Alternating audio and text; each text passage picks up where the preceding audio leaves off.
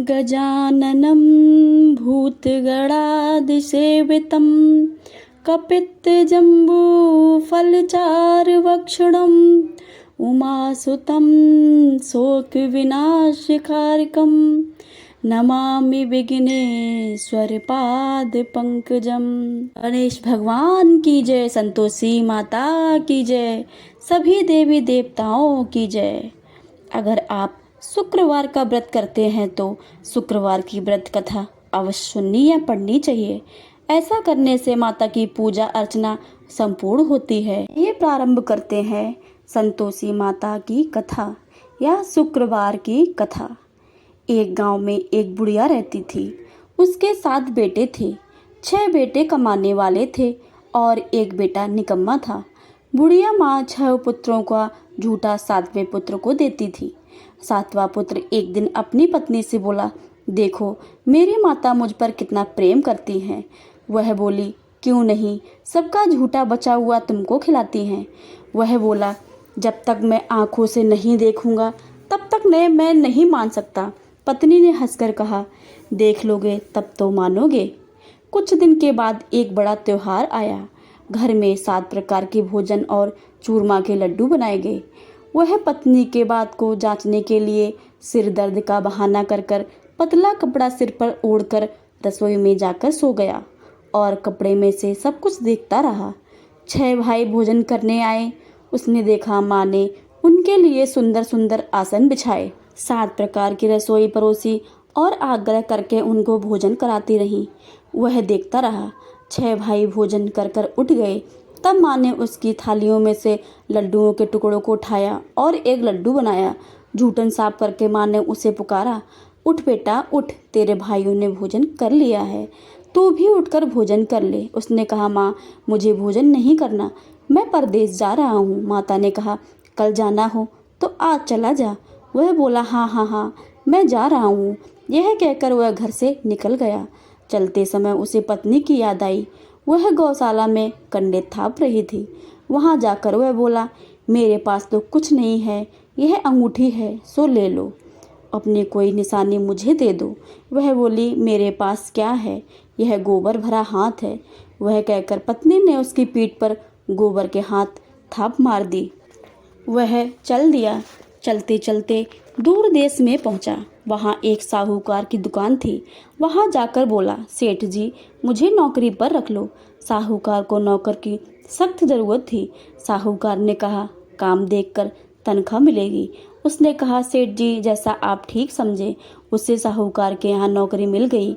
वह वहाँ दिन रात काम करने लगा।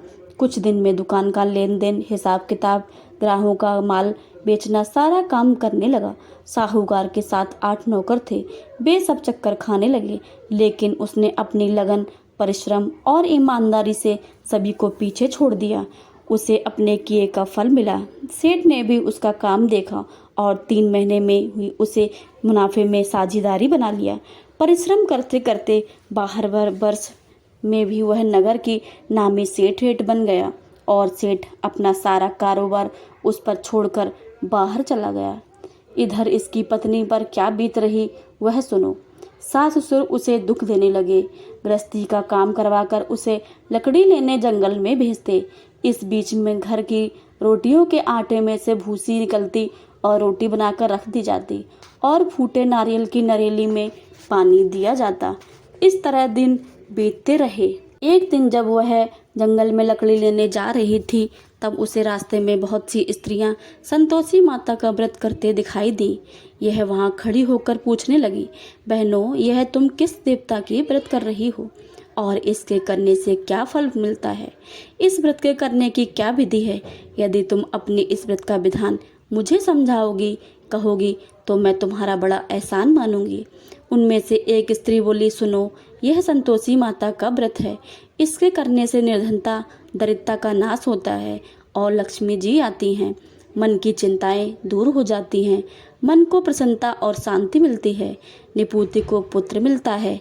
प्रीतम बाहर गया हो तो है शीघ्र लौट आता है। कुंवारी कन्या को मनपसंद वर मिलता है। चलता मुकदमा खत्म हो जाता है। ग्रह क्लेश की निवृत्ति होती है घर में धन दान जमा हो जाता है, धन जायदाद का लाभ होता है तथा और भी मन से जो कुछ कामना हो वह संतोषी माता की कृपा से पूरी हो जाती है।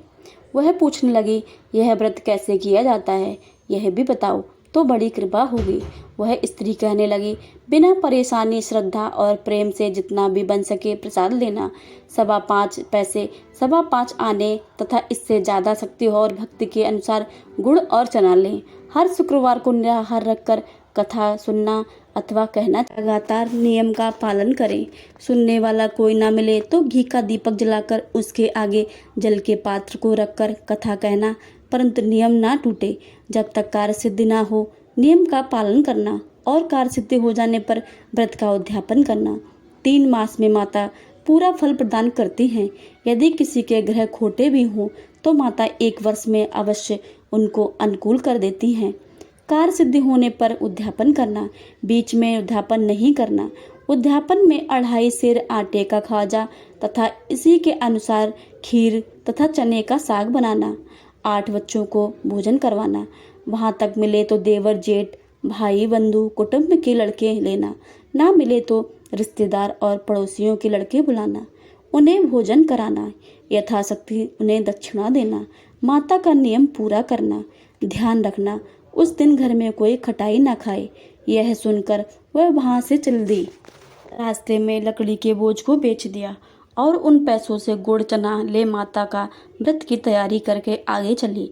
रास्ते में संतोषी माता के मंदिर में जा माता के चरणों में लौटने लगी, विनती करने लगी, हे माता, मैं दीन हूँ, निपट मूर्ख हूँ, व्रत के कुछ नियम नहीं जानती हूँ, मैं बहुत दुखी हूँ। हे माता, मेरे दुख दूर करें, मैं तुम्हारी शरण में आई हूँ। माता को दया आई।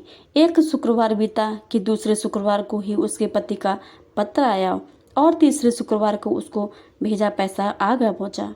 यह देखकर जेठानी मुंह सिकोड़ने लगी, इतने दिनों के बाद इतना पैसा आया, इसमें क्या बड़ाई है। लड़के ताने देने लगी। काकी के पास अब तो पत्र आने लगा, रुपया भी आने लगा, अब तो काकी की खातिरदारी बढ़ेगी, अब तो काकी बुलाने से भी नहीं बोलेंगी। बेचारी सरलता से कहती है, भैया पत्र आया, रुपया आए तो हम सबके लिए अच्छा है। ऐसा कहकर आंखों में आंसू भरकर संतोषी माता के मंदिर में जा पहुंची। मातेश्वरी के चरणों में गिरकर रोने लगी। माँ, मैंने तुमसे पैसे नहीं मांगे, मुझे पैसे में क्या काम है, मुझे तो अपने सुहाग से काम है, मैं तो अपने स्वामी के दर्शन और सेवा करने जाती हूँ। तब माता ने प्रसन्न होकर कहा, जा बेटी, तेरा स्वामी जल्द ही आएगा। यह सुनकर खुशी से बावली हो वह घर आकर काम करने लगी और संतोषी माँ विचार करने लगी, इस भोली भाली पुत्री से मैंने कह तो दिया कि तेरा पति शीघ्र आएगा, पर आएगा कहाँ से, वह तो इसे स्वप्न में याद नहीं करता, उसे इसकी याद दिलाने के लिए मुझे जाना ही पड़ेगा। संतोषी माता ने उस बुढ़िया के बेटे को स्वप्न में समझाया, पुत्र, तेरी घरवाली कष्ट उठा रही है। यह बोला, हाँ माता, यह तो मुझे भी मालूम है, परंतु क्या करूं, कहाँ जाऊं, कैसे जाऊं, परदेश की बात है, लेन देन का सारा हिसाब किताब है, कोई जाने का रास्ता नजर नहीं आता, आप ही कोई रास्ता दिखाएं कि मैं कहाँ वहाँ कैसे जाऊं। माँ कहने लगी, सवेरे नहा धोकर संतोषी माता का नाम ले, घी का दीपक जलाकर दंडवत कर और दुकान पर जाकर बैठना। देखते ही देखते तेरा लेन देन चुक जाएगा, जमा माल बिक जाएगा, सांझ होते होते धन की ढेर सी लग जाएगी। वह अगले दिन सुबह बहुत जल्दी उठा। उसने अपने मित्र मित्राओं को परिचित में स्वप्न में माता के द्वारा कही हुई बात कही। वे सब उसकी बात सुनकर उसकी खिल्ली उड़ाने लगे। वे कहने लगे, कहीं वही सपने की बात तो सच नहीं होती है। एक बूढ़ा व्यक्ति बहुत समझदार था। वह बोला, देखो भाई, मेरी बात मानो, इस तरह साच और झूठ कहने के बदले देवता ने जैसा कहा है वैसा ही करना, तेरा क्या जाता है। बूढ़े की बात मानकर नहा धोकर उसने संतोषी माता को प्रणाम किया। फिर भी दीपक जलाकर दुकान पर जा बैठा तब धन का ढेर लग गया। वह हैरान हुआ, मन में संतोषी माता का नाम ले प्रसन्न होकर घर जाने के वास्ते गहना कपड़ा व सामान खरीदने लगा। सब काम में निपट गया, अपने घर को रवाना हुआ। उधर उसकी पत्नी जंगल में लकड़ी लेने गई। लौटते वक्त थक जाने के कारण संतोषी माता के मंदिर में विश्राम करने बैठ गई। यह तो उसका रोज का काम रुकने का स्थान है। धूल उड़ती देख उसने माता पूछा कि हे माता, यह धूल कैसे उड़ रही है? माँ ने कहा, हे पुत्री, तेरा पति आ रहा है। अब तू ऐसा करके लकड़ियों के 3 बोझ बना ले। एक नदी के किनारे रख, दूसरा मेरे मंदिर पर और तीसरा अपने सिर पर रख। तेरे पति को लकड़ी का गट्ठा देख मोह पैदा होगा। वह वहाँ रुकेगा और नाश्ता पानी बनाने वहाँ खाकर माँ से मिलने जाएगा। तू लकड़ी का बोझ उठाकर जाना और बीच चौक में गड्ढा डालकर उन 3 आवाज़ें जोर जोर से लगाना। लो सासू जी, लकड़ियों का गट्ठा लो, भूसी की रोटी दो, नारियल में खोपड़े में पानी दो और कौन मेहमान आया है। संतोषी माँ की बात सुनकर वह बहुत अच्छा माँ प्रसन्न मन से लकड़ियों के 3 बोझ बना लिए। एक दिन नदी के तट पर, दूसरा माता के मंदिर पर रखा। इतने में ही मुसाफिर वहाँ आ पहुँचा। सूखी लकड़ी देख उसको इच्छा हुई कि वह यहाँ विश्राम करे और भोजन बनाकर खा पीकर गांव चले। इस प्रकार भोजन कर विश्राम करके वह अपने गांव में आ गया। उसी समय बहू सिर पर लकड़ी का गट्ठा लेकर आई। उसने गट्ठे को आंगन में डाल जोर से 3 आवाज़ लगा दी। लो सासू जी, लकड़ी का गट्ठा लो, भूसी की रोटी दो, नारियल के खोपरे में पानी दो, आज कौन मेहमान आया है। यह सुनकर सास ने उस अपने दिए हुए कष्टों को भुलाने के लिए बहू से कहा कि तू ऐसा क्यों कहती है? तेरा मालिक आया है, बैठ, मीठा भात खाकर कपड़े गहने पहन। पत्नी की आवाज़ सुनकर वह स्वामी बाहर आया। उसके हाथ में अपनी अंगूठी देख व्याकुल हो गया। उसने माँ से पूछा, माँ, यह कौन है? माँ बोली, बेटा, तेरी पत्नी है। आज 12 वर्ष हो गए हैं जब से तू गया है। तब से सारे गांव में जानवर की तरह भटकती फिरती है, कामकाज कुछ नहीं करती, 4 समय आकर भोजन खा लेती है। अब तुझे देखकर भूसी रोटी और नारियल के खोपरे में पानी मांगती है। वह बोला, माँ, मैंने इसे भी देखा है और तुम्हें भी।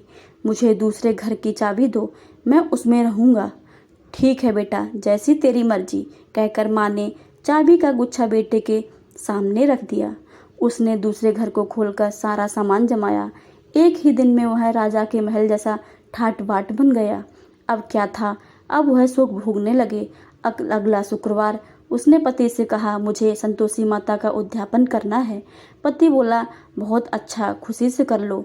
उस उद्यापन की तैयारी करने लगी। जेठ के लड़के को भोजन करने के लिए कहने गई। उसने मंजूर किया, पर पीछे से जेठानी ने अपने बच्चों को सिखलाया, देखो रे, भोजन के समय सब लोग खटाई मांगना, जिससे उसका उद्यापन पूरा ना हो।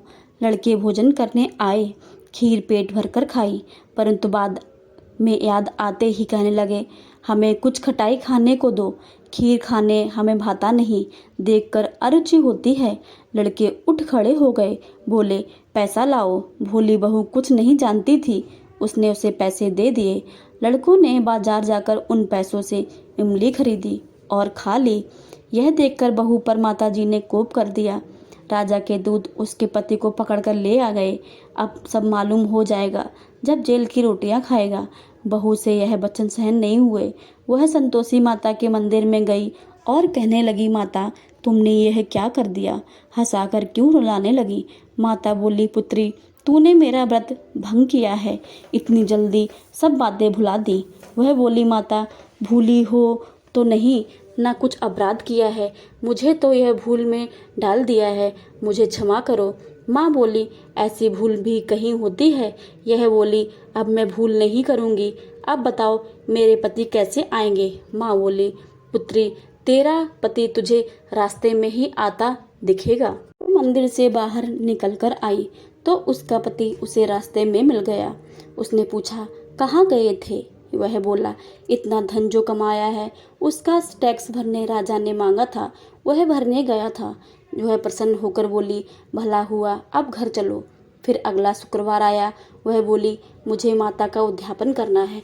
पति ने कहा, ठीक है, करो। वह फिर जेठ के लड़कों को भोजन कहने के लिए आई। जेठानी ने लड़कों को सिखा दिया कि तुम पहले की तरह खटाई मांगना। लड़के भोजन करने बैठे, लेकिन भोजन करने से पहले ही कहने लगे, हमें खीर पूरी नहीं भाती। जी बिगड़ता है, कुछ खटाई खाने को दो। वह बोली, खटाई खाने को नहीं मिलेगी, खाना है तो खाओ वरना उठकर चले जाओ। उनके उठकर चले जाने पर उसने ब्राह्मणों के लड़के को बुलाकर भोजन करवाया। दक्षिणा की जगह उन्हें एक एक फल दिया। इससे संतोषी माता प्रसन्न हो गई। माता की कृपा से 9 माह बाद उसके चंद्रमा के समान एक सुंदर पुत्र प्राप्त हुआ। पुत्र को लेकर वह प्रतिदिन संतोषी माता के मंदिर जाने लगी। माँ ने सोचा कि यह रोज आती है, आज क्यों ना मैं इसके घर चलूं, इसका आसरा देखूं तो सही है। यह विचार करके माता ने भयानक रूप बनाया। गुड़ और चने से सना हुआ मुख, ऊपर से सूंड के समान होंठ, उस पर मक्खियां भिनभिना रही थीं। दहलीज में पैर रखते ही उसकी सास चिल्लाई, देखो रे, ये कौन चुड़ैल डाकनी चली आ रही है, लड़के इसे भगाओ नहीं तो ये सबको खा जाएगी। बहू रोशनदान से देख रही थी, वही प्रसन्न हो उठी, आज मेरी माता मेरे घर आई हैं। यह कहकर दूध पिलाते हुए बच्चे को गोद से नीचे उतारा। इस पर उसकी सास को क्रोध आया और क्रोध से बोली, अरे राण, इसे देखकर कैसी उतावली हुई है जो बच्चे को पटक दिया। इतने में माँ के प्रताप से जहाँ देखो वहाँ लड़के लड़के ही नजर आने लगे। यह बोली, माँ जी, मैं जिनका व्रत करती हूँ वही संतोषी माता हैं। इतना कहकर उसने झट से घर के सारे किवाड़ खोल दिए। सबने माता के चरण पकड़ लिए और विनती कर कहने लगे, हे माता, हम मूर्ख हैं, अज्ञानी हैं, तुम्हारे व्रत की विधि हम नहीं जानते हैं, तुम्हारा व्रत भंग करने हमारा बड़ा अपराध हुआ है। हे माता, हमारे अपराध को क्षमा करो। प्रकार बार बार कहने पर संतोषी माता प्रसन्न हुई। इसके बाद उसकी सास कहने लगी, हे संतोषी माता, आपने बहू को जैसा फल दिया है वैसा फल सबको देना। जो कथा सुने तथा पढ़े उसके सभी मनोरथ पूर्ण करना। प्रेम से बोलिए संतोषी माता की जय। दोस्तों, अगर आपको ये वीडियो पसंद आए तो वीडियो को लाइक करें, शेयर करें, कमेंट में जय संतोषी माता लिखना बिल्कुल भी मत भूलिए। और अगर आप मेरे चैनल पर नए आए हैं तो मेरे चैनल को सब्सक्राइब करके बेल आइकन को ज़रूर दबा लें ताकि आने वाले सभी वीडियो की नोटिफिकेशन आपके सबसे पहले पहुँचे। तो मिलते हैं अगली वीडियो में, तब तक के लिए राधे राधे, जय श्री कृष्णा, धन्यवाद।